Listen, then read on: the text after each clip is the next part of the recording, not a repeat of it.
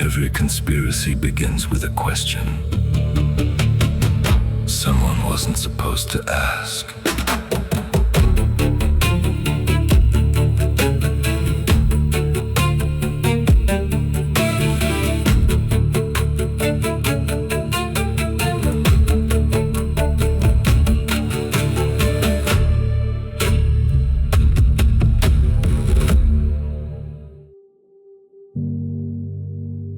In October 2017, someone posted a message on 4chan, no name, no credentials, no verifiable identity, just a claim that they held Q-level security clearance inside the United States government, that they had access to classified information about a secret war being fought in the shadows, that the most powerful people in the world were not who we thought they were. The post was called a Q-drop. There would be thousands more, and what followed was something that had never quite happened before in human history. Not at this speed, not at this scale, not with these tools. A mythology built itself in real time. To understand QAnon, you have to resist the temptation to start with the content. The content is almost beside the point. A global cabal of satanic elites. A secret network of child traffickers operating at the highest levels of government. A coming day of reckoning, the storm, when the truth would finally be revealed and the guilty would face justice. It sounds, from the outside, completely detached from reality. But that's the wrong question. The right question is not, what did they believe? The right question is, what did it give them? Psychologists who have studied QAnon consistently identify the same pattern. It gave people meaning, not in a vague, abstract sense, in a very specific structural sense. QAnon offered its followers a role in a cosmic narrative. They were not passive consumers of a confusing world. They were researchers, investigators, digital soldiers, fighting a war that most people couldn't even see. That is an extraordinarily powerful thing to offer someone, especially someone who already feels that the official version of events doesn't add up, that institutions have failed them, that the news tells them what to think rather than what is true. QAnon didn't create that feeling, it found it, and it gave it a shape. The mechanism that made QAnon different from every previous conspiracy theory was participation. Earlier conspiracy theories were passive. You read a book, you watched a documentary, you believed or you didn't. QAnon was interactive. The Q drops were deliberately cryptic, incomplete, full of questions rather than answers, and that was the design, intentional or not.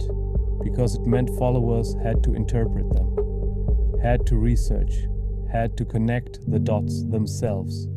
Researchers call this the IKEA effect. We value things more when we build them ourselves. QAnon followers didn't just receive a conspiracy theory. They constructed it, piece by piece, with their own hands. And what you build yourself, you defend.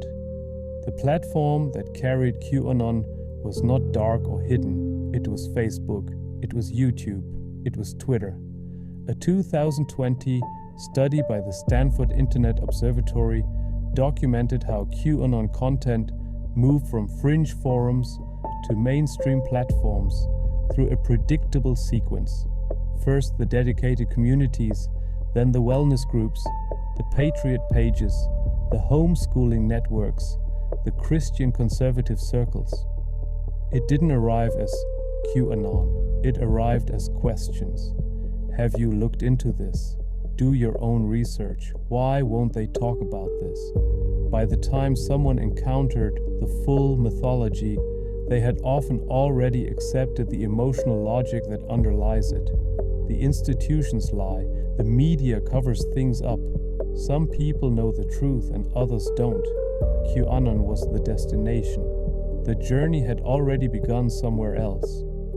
There is a woman named Melissa Rain Lively In 2020, she filmed herself destroying a mask display in a Target store in Arizona. The video went viral. She was not stupid. She had run a successful public relations firm. She was educated, professionally accomplished, socially connected. She later spoke publicly about what had happened to her, how QAnon had consumed her life over months, how it had felt like finally understanding the world, how the community had felt like family. She described the moment of believing not as a collapse of reason, but as a revelation. That word matters. Because QAnon, by 2020, had stopped functioning primarily as a conspiracy theory. It had started functioning as a religion. The parallels are precise. A hidden truth known only to initiates. A prophet, Q, whose words required interpretation by a priestly class of decoders. A narrative of good versus evil with cosmic stakes. A promised day of revelation. The storm. You guys know what this represents? Well, it's the calm before the storm. What's the storm? Could be the calm before the storm. What storm is We have the President? world's great military people in this room, I will tell you that. And we're going to have a great evening. Thank you all for coming. Thank you. What storm, Mr. President? You'll find out. Give us a hint on your answer. Thank you, everybody. That kept being deferred but never abandoned. And like all millenarian movements throughout history, the failure of the prophecy did not destroy the belief. When the storm didn't come, when the promised mass arrests didn't happen, when Inauguration Day passed without incident, followers didn't leave. They reinterpreted. The storm is still coming. The timeline shifted. The plan is more complex than we understood. Historians of religion will recognize this pattern immediately. It has repeated itself across centuries, across cultures, across wildly different belief systems. The content changes, the structure doesn't. On January 6, 2021, a theory that began with an anonymous post on an internet forum walked through the doors of the United States Capitol. People died. Elected officials hid under desks. A man in a horned fur hat and face paint stood at the podium of the United States Senate and declared that justice was coming. He was not performing. He genuinely believed it. And that is the most important thing to understand about that day. Not the politics of it. Not the legal consequences. Not who bears institutional responsibility. The most important thing is this. The people who stormed the Capitol were not, in their own understanding, doing something irrational.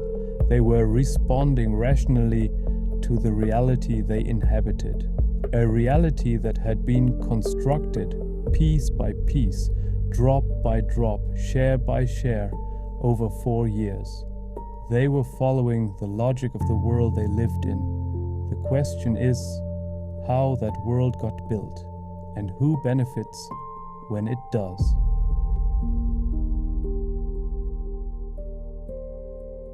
On January 6th, the world watched Washington. But 3 months earlier, something had already happened in Berlin. On August 29, 2020, a group of protesters stormed the steps of the Reichstag, the German parliament. They carried Reich flags. Some wore QAnon symbols. Many were part of Querdenken, a movement that had begun as COVID skepticism and had absorbed piece by piece the same emotional logic that was driving QAnon across the Atlantic. The same distrust of institutions, the same sense of hidden knowledge, the same conviction that the official version of events was a coordinated lie. Different country, different language, different history, same architecture. This is what makes QAnon significant beyond its American origins. It wasn't a product that was exported, it was a template that was adopted. Because the conditions that made it possible were not uniquely American, fractured media, eroding institutional trust, a social media ecosystem that rewards certainty over nuance. Those conditions exist everywhere, and where the conditions exist, something fills them. In Germany it was Querdenken. In France it was the Gilets jaunes absorbing conspiracy elements. In Brazil it was Bolsonarismo. Different names, different flags, different specific grievances, same hunger, same structure, same need for the world to make sense. Ich halte die QAnon-Bewegung für brandgefährlich, weil sie in so viele Verästelungen von Verschwörungsmythen anschlussfähig ist und es sehr viele verschiedene Gruppen gibt, die sonst nie etwas miteinander zu tun haben, QAnon und damit aber auch Antisemitismus als Bindemittel haben, die absolut staatsfeindlich und gefährlich sind. QAnon didn't emerge from nowhere.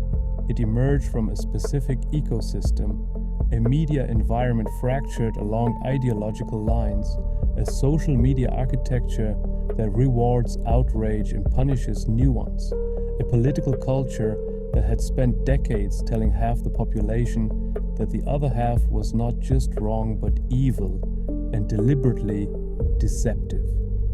QAnon was not the cause of that environment, it was the product of it. And this is why dismissing QAnon followers as simply crazy or simply stupid is not just unkind. It is analytically wrong. It lets the ecosystem off the hook. Q has been silent since December 2020. The account posted nothing after Biden's inauguration. And yet, QAnon did not disappear.